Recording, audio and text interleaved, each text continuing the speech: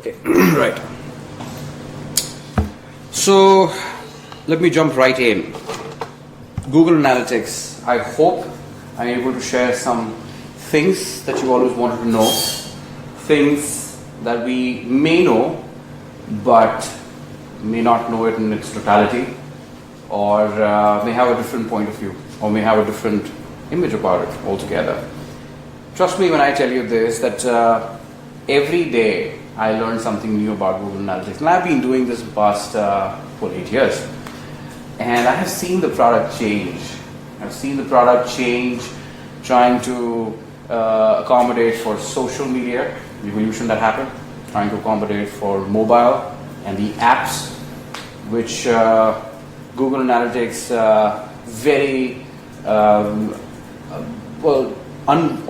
unwillingly added a module for mobile apps also, and it shows that their product is still a little half-baked when it comes to tracking Google Analytics for apps. So what I'm going to do is I'm going to be covering broadly these 4 things. Google Analytics setup. What are the 8 most pertinent points that you guys can use as a checklist? Ways to segment the data for greater insights. Let the insights guide us and guide us from the path of optimization. Naming conventions and best practices. Now this is something which I have learned the hard way. I've stumbled too many times to finally deduce that you have to follow and you have to standardize some naming conventions for yourselves. And this is something which I'll cover very briefly. And improve your Google Analytics skills, which remains an everyday journey.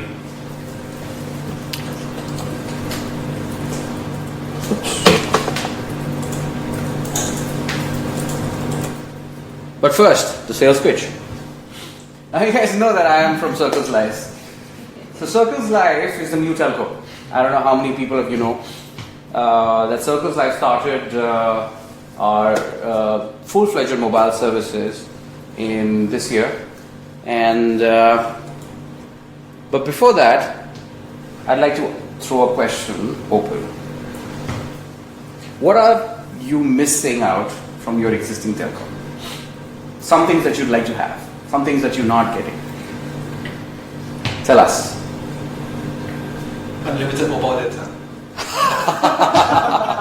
Well, you had a sneak preview in my slides, that's why you caught up on that. But tell me something which is a real pain, something that smack in the middle of those mission critical moments, you find yourself, Hidden charges. Well, that's something which we all don't like. But then again, if they're hidden, we obviously don't know of them. What else? Who likes to be binded in 2-year contracts? Tell me. Show me hands. Actually, I'm quite okay with that. Oh, there you go. I wonder if you're also okay when you want to move on to Circles.Life. Circles.Life. Oh, you're with Circles.Life, but then you've already got He's part of our beta. Oh, you already attained salvation, so we'll skip you. But then I think this is what we're talking about. Too long a time, we have now been shackled, and we've now been suffering from something like no unlimited bonus data, no phones without contracts. If you want a phone, and if you really want that phone for maybe $100 or maybe $0, you have to bind yourself in a contract. No unlimited WhatsApp. And pretty much people don't even care, because to them, WhatsApp is unlimited. Well, you should have an eye-opener today. No true roaming. Now when you guys, and I'm sure you guys travel, you would pick up a package, pay $30 a day, and travel to various countries. And it's a bit of a pain that you've only touched ground or landed, say, in KL airport at 7 p.m. And because you bought a package, now you only have five more hours left before that day expires and the new package would start. Imagine if there would have been a possibility that you would pay only the amount of data that you actually consume at maybe 1/10 of what your prices are. Things like if you would have dared to go without any package, a mere finding a way on a Google map would have costed you about $100, and something which shrinks to maybe $1. Now, would you like? I mean, I'm sure you guys like the sound of it at least. So these are certain things which telcos are not revealing themselves about. They want to still bind you in a package. They want to still charge you for those 5 hours of $30, and the next day, as soon as the clock strikes 12, you will pay another $30 for the next day. You will change, if you happen to change countries, you will again pay that $30. Imagine if you had a 2-hour layover, or say a 4-hour layover in Japan before you move to US. You would pay for those 4 hours in Japan, the $30, and even if the day has not changed, you will still pay $30. Anyway, so that's what true roaming is all about. Hidden charges, we don't like hidden charges. And we want flexibility and control, don't we?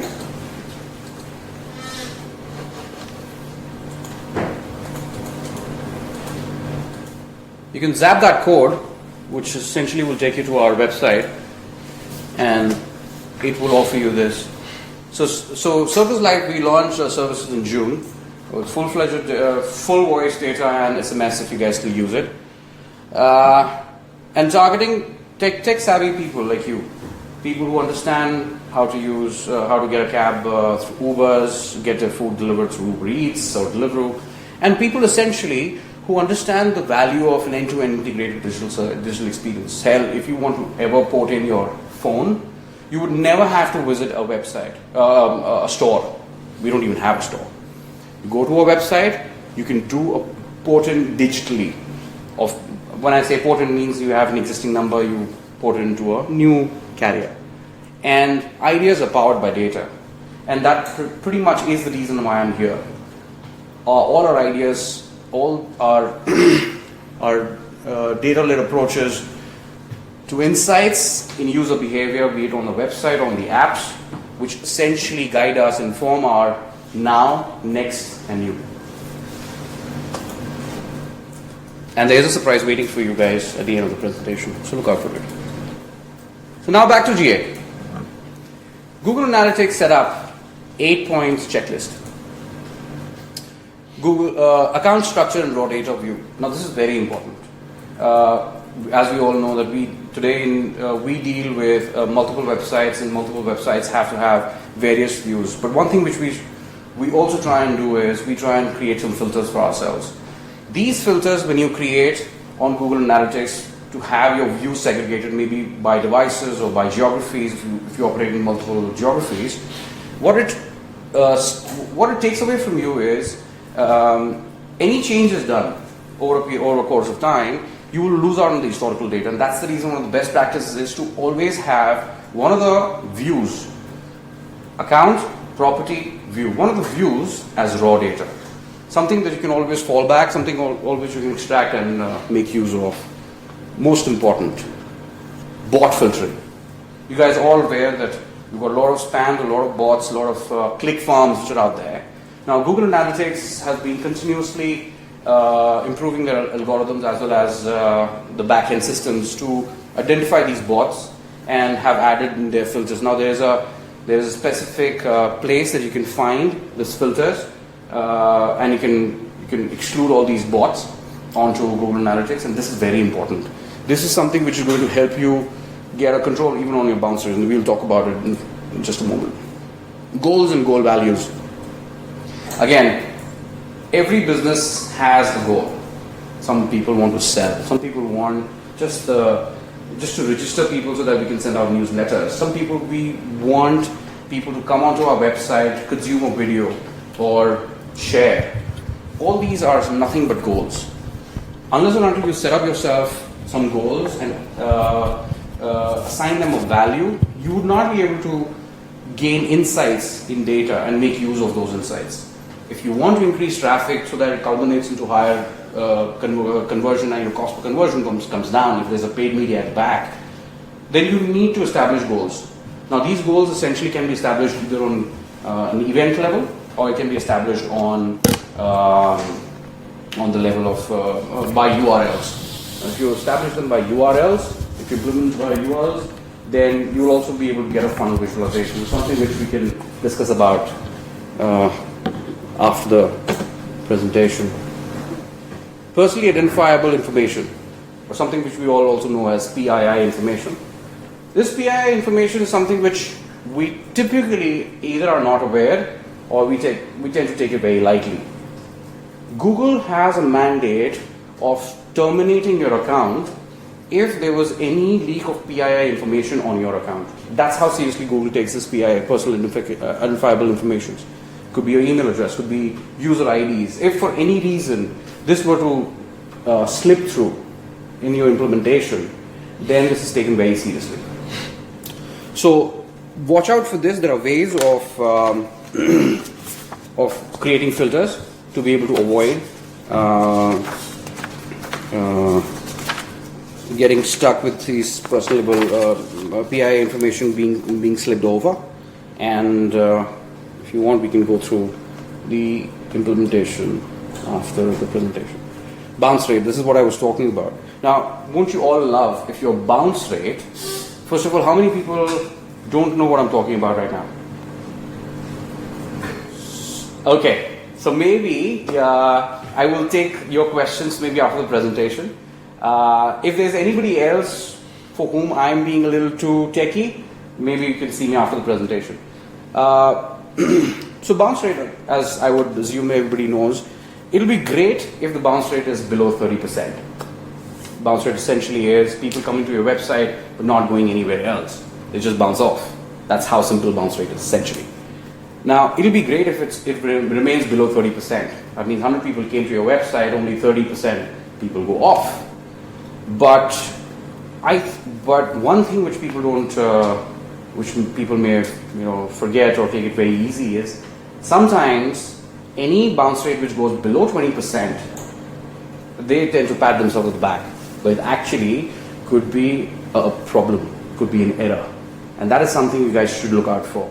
If your bounce rate were to drop below 20% or below 10% for that matter, it is a point of concern, and you guys should then investigate whether there is any double click or any double tags on your website.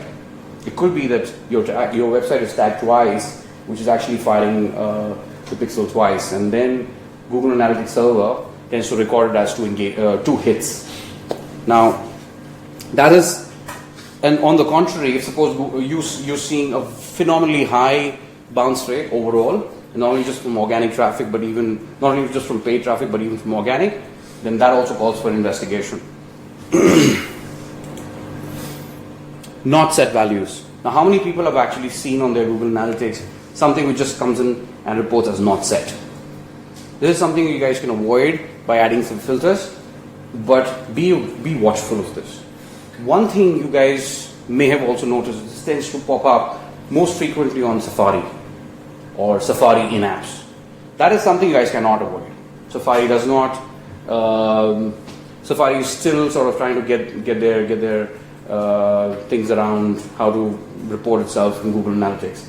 So that is something which you guys still have to watch out for, or keep it at bay. But other than that, not set is something that you guys can tackle by adding the right kind of filters, and these can appear when you run a landing page report with landing pages or page titles or host names or even sources and mediums. You might tend to see not set up or not set. Content reports. Now, on content reports, I will just quickly show you how many people have actually seen when you run a page report, you may see some links with just IDs. Now, while your links are the same, you would see that they are all differentiated by different IDs. Now, this might actually skew your data.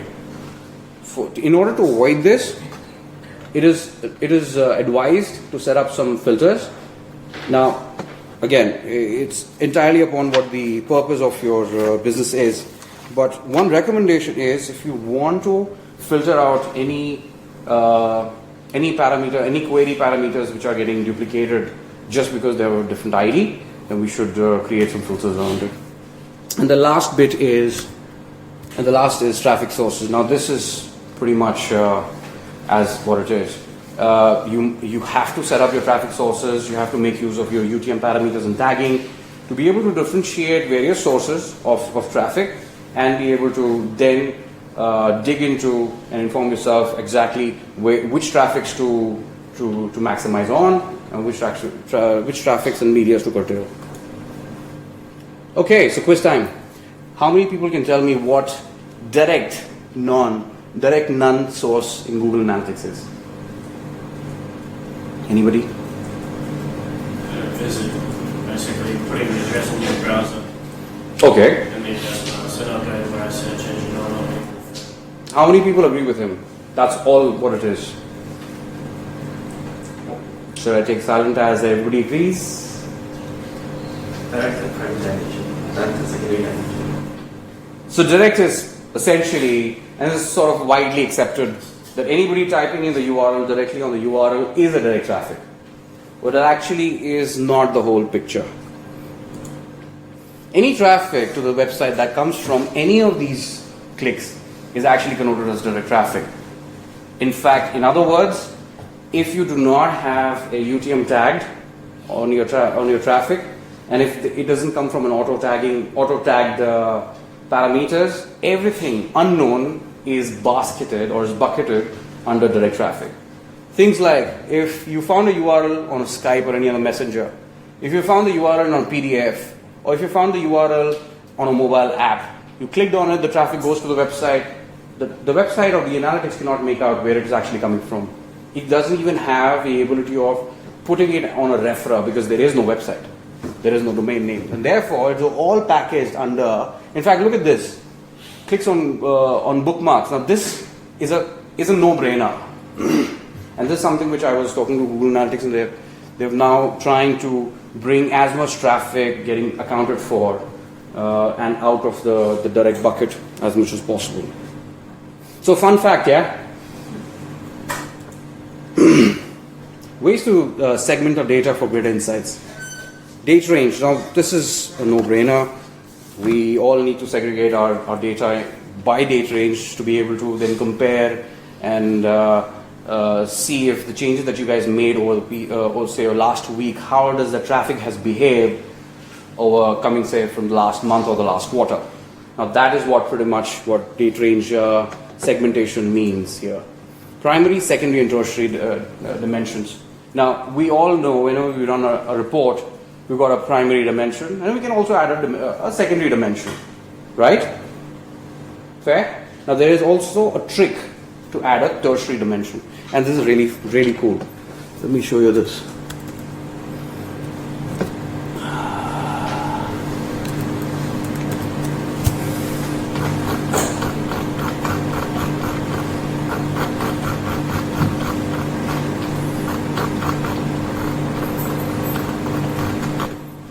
Now, what happens is you have your primary dimension. Suppose your primary dimension is sources and mediums. You would just choose the primary dimension, and here you would see a drop down. And here you can change your primary dimension into a secondary dimension. And then after that, suppose your primary dimension that you first chose was sources medium. You click on Bing and organic, and then you go inside it. Here, suppose you change your secondary dimension to say countries. Now, it becomes your secondary dimension actually is shown as the first dimension. It shows countries, and here you make use of the secondary dimension and make it a tertiary dimension, and populate landing pages, the traffic. So now you have within Bing and organic search traffic, you've got inside a specific country. And that specific country, you can see the traffic onto various landing pages coming from that specific country. So that I found something really cool. Basic table filters. Now this we all are familiar with. You've got tables, you can filter them. But what makes it more cool is making use of advanced table filters. Now this essentially is making use of various options as advanced search, in which you will go into try and segregate the data by maybe a mobile device, or segregate the data using your regex. How many people don't know what regex are, or regex, however people pronounce it? I'm assuming everybody are fairly familiar with it. Okay, I don't know what to take from that silence, but let me show you what it essentially means. So this is what your classic table looks like, right? Here you would see something called advanced. When you click that advanced, you will be presented with something like this. So you can actually segregate your data by landing pages, or you can add more matrices, or you can even add more dimensions. Suppose if you add a secondary dimension, say source and medium, then you can use, instead of containing, you can use a regex, and you can give an exact parameter based on which you want to see the report. In this case, however, you've got source and medium, and he's chosen the secondary media or the secondary dimension as the landing pages, and within that we can choose containing 12 weeks, and the bounce rate has to be less than 80%. This obviously will tell us which are the more higher performing landing page, and therefore we can start optimizing our traffic to go to those landing pages.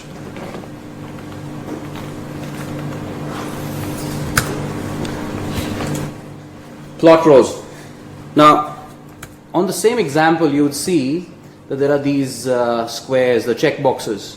If you were to click any of these check boxes, it'll help you give you an analysis on a time spectrum vis-a-vis the parameter that you've chosen. So if your main parameter is sessions, you could actually choose specific specific rows on which you would like to compare.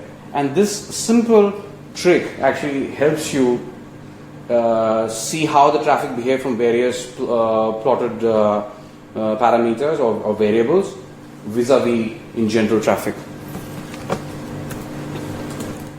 Segments.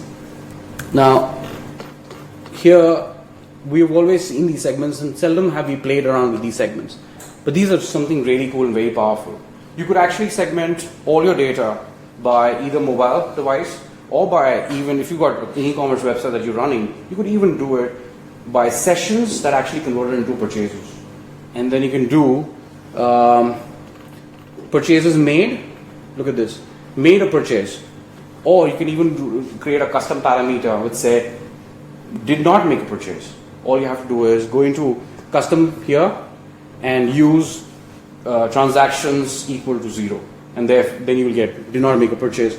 The more cool part about this segmentations is not only helps you segregate your data and be able to see it by those specific variables or parameters, you could actually make use of the same segments and create yourself custom audiences that you can further then make use of in the AdWords to run your retargeting campaigns. And that is the really cool part of it. You not only come to know which traffic has worked for you, you already have a segment which is already created and available there, and you can literally just populate or make use of it in Google AdWords. This primarily applies for custom segments that we can create. Custom reports. This is fairly standard. The same reports which are available on the on a standard, you can even have the option of customizing it, and then be able to choose the matrices that make sense for you, and delete the ones which don't. And the last is admin filters. Now here, as I was previously saying, you could have filters, or rather we should create filters around if you got mobile traffic that you expect. Like on our website, we would 60% of our traffic actually comes from mobile devices. 60% of our transactions actually have started coming from mobile devices. You'll be surprised, of those 60%, 90% is actually from a mobile, from a phone, and not from a tablet. You could do a test. You must do a testing view. Essentially, any changes that you do must have a testing environment where you can check whether it's actually firing, whether it's actually recording the data or not. And if suppose you're working in various geographies, it is always advised to have different views by geography. It just helps you organize your thoughts and organize your data in an orderly fashion, and so that you can make more sound inferences out of it. So that's pretty much what basics of ways of segmenting a data. And no matter how basic they are, they pretty much can help you on almost all walks of Google Analytics or Web Analytics for that matter, and they don't fall short from any angle. So now is the question time. Question for you with the bounce rates, of which I explained previously. What do you guys think? What is a bounce on a Google Analytics? Like I had previously asked. Do we all agree that a bounce is essentially anybody coming to the website and going off? Do we not agree? Agree. I'm sure that's just one of the many possibilities. Well, actually, it's just the only one in this case. Okay. But a bounce essentially is, if I were to put it in a very plain terms, is a single engagement hit. Now, what we know of is, we know of websites get visits. We know that we've got visitors. Visits are connoted as sessions on Google Analytics, and visitors are connoted as users or new users. But there is something called hits. Every interaction on the website is essentially a function of a hit. So suppose if you had a page view, as soon as you landed on the page, it's actually considered a page view already. Now, if that were to be true, how will it define under bounce? The reason it can be defined under bounce is because then it is said that only one action or one hit has happened and nothing else happened. The guy did not do an event, did not go ahead on the website to culminate into an e-commerce purchase, or did not even click on any of the social plugins. So therefore, there has just been one hit. So a singular hit or a singular engagement hit on a website can be connoted as bounce. Now, who all will agree with me if I say that scrolling on a page, is it considered an engagement hit, and therefore bounce will not be come into effect? Any thoughts? Depends how you set up your script. That's correct. So and that brings me to my point that bounce is something that you guys do not have to succumb to its default definition. You guys can change the definition. You can change it by something called a non-engagement or non-interactive events. It could be as simple as scrolling on a page. A blog. Now, a lot of WordPresses are actually WordPress is used to create a lot of blogs, right? And you would typically see the traffic which comes to a blog has a high bounce rate. The reason is because they've not customized the bounce rate definition. If your bounce rate definition entails that anybody who scrolled through a page, or even if anybody has spent an extra a given amount of time or more than a given amount of time, then that can also be considered as a non-bounce traffic. And it is essentially becomes more important for us to make use of this, be able to customize the bounce rate so that it gives us more realistic view of our traffic and analysis. Naming conventions and best practices. Account structure. Well, account essentially is you've got your account, you've got properties, and you've got views. But what we need to make sure is, if you're dealing with multiple accounts, and I'm sure you guys are, make sure that your account is either the name of the company or maybe the website. The properties, I'm sure you'll have a production environment, you'll have staging, and you'll have something called a Google Tag Manager. Google Tag Manager helps you create a testing environment. And views, raw data. Always have your raw data view. Then staging for all data could be IP filtered, could be production, internal traffic only. Now, what it's essentially saying is and Google Analytics actually helps us to create a filter on domain level, or rather on an IP level, and create a testing environment. Suppose if you work in an office you've got a static IP and it doesn't work on dynamic IPs. If you have an office with static IP, you could actually isolate your traffic and create a property to be able to see and test out your website thoroughly and see how the traffic is flowing, how the analytics data is coming in, and it will not be open for all the other traffic. So essentially, it will be in a controlled environment. And you could do the opposite. You could exclude your IP, and that in fact is one of the best practices. Once you go out in the market, you must exclude your IP traffic so that it doesn't artificially skew the data for all the testing and all the hits that happen within the company. Again, disclaimer being that you have to have your own static IP to be able to exclude the IP. Campaigns. Now, we all run paid campaigns, or we probably run social campaigns. This naming convention has helped me quite a bit, and it's something which you guys should take note of. In fact, a few best practices, one of the best practices is that create a spreadsheet. If you guys build URLs and create UTM tags by the loads, I mean what I do, you can zap that code and it will take you to a spreadsheet which you can just download and just start populating your URLs and be able to create your UTM tags. Very simple and very handy. Don't pass the personal, again, PII information. Make sure that you guys do not pass any PII information. Set up Google Analytics on a lowercase filter, just so that if there is any kind of Google Analytics is case sensitive. So suppose if you want to track emails and you wrote email with an E capital, and then there are other times when other marketers wrote the source as email with a small e, it actually will start differentiating the traffic, whereas it actually is all from the same source. That's why you can avoid that problem by creating a filter on lowercase.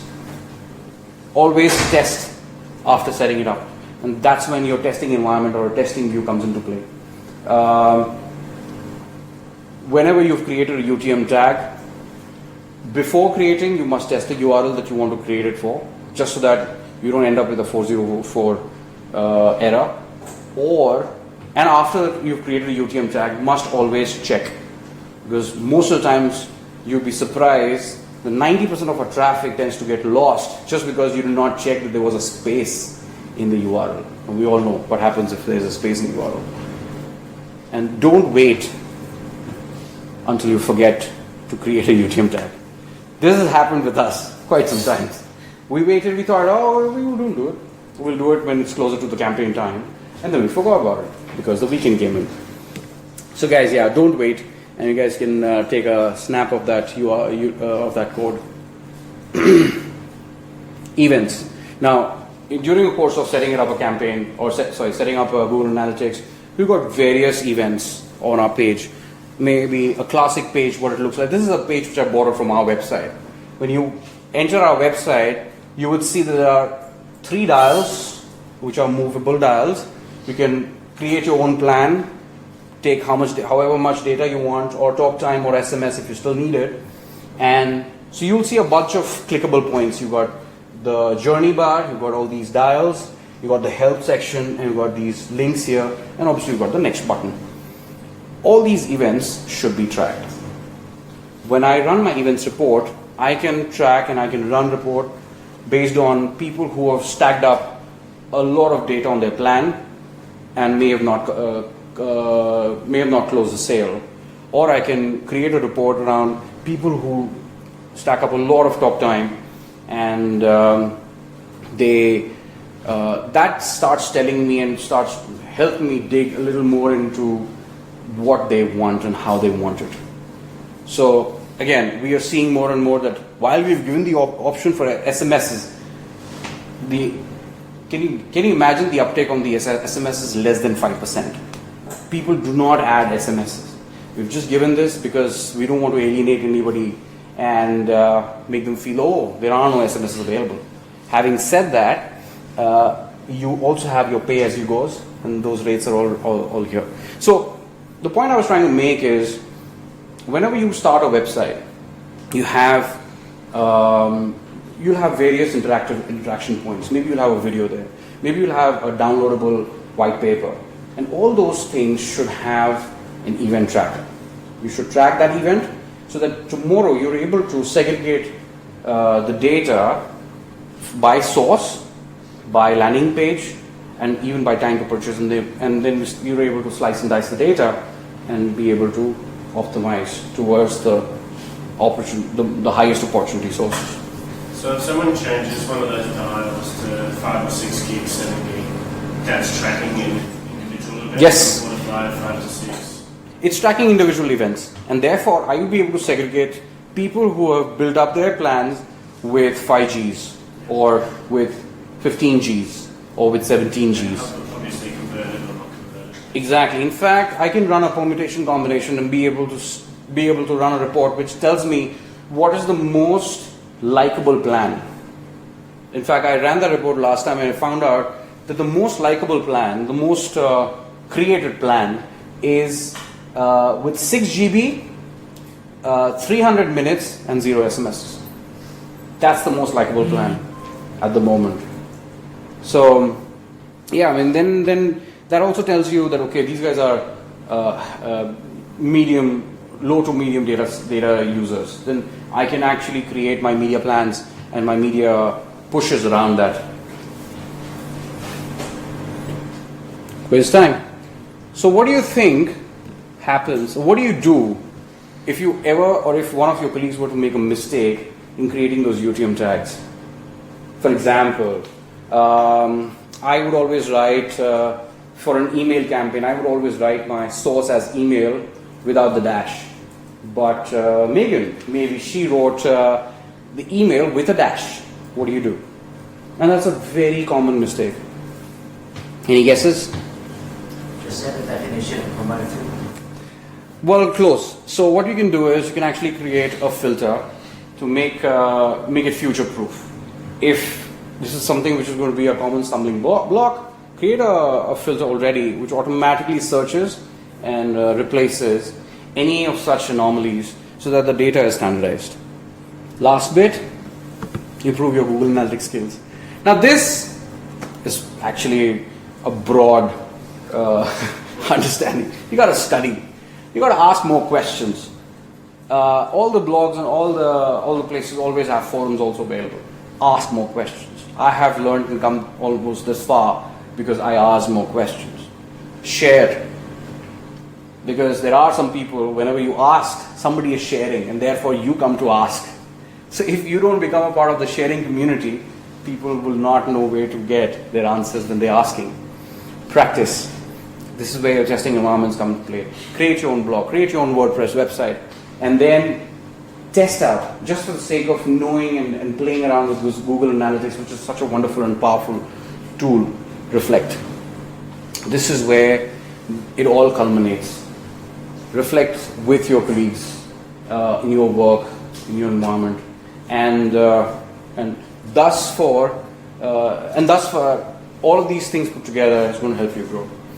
If you want to know more sources where you can study and pick up, you can take a picture of that code, the QR code, and lead you to a source where all the blogs are listed and pretty good learning sources of Google Analytics. So who wants to be part of the new revolution? We think Circles.Life is the new revolution.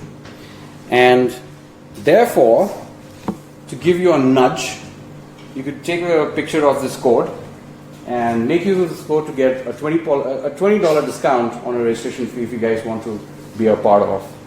Essentially, Circles.Life, what it offers you is, it offers you unlimited WhatsApp. What it essentially means is any data that you consume on WhatsApp, be it those HD videos or the calls that you make, all of the data will not be consumed out of your data plans. You can get as much data on your plan, and next month if you find that, oh, I don't have a use of it, change it. Dial it down. There are no penalties just because you decided you want to downgrade your plan. Sounds familiar, right? There are no hidden charges. How many of you guys who are not on Circles just yet are aware that you guys are paying a $5.35 towards caller ID charges? But that is not a charge when they give you a comparison. The Circles.Life plan, the basic plan is at $28. Ours is at $20. What they're not telling you of the hidden charges. So much so that we even are transparent about the GST. All our plans are GST included. There are times when they will combine the GST on the basic plan, but they will not combine and tell you the GST combined prices for all the frills that you add. I'm not taking names here. So pretty much Circles.Life was formed on one pillar, on singular pillar of doing right by the customer. Too many problems and too many shackles that today's Singaporean is living under when it comes to telco. And that is something we take pride in breaking. So with Circles.Life, you can be a part of the new revolution. Thank you.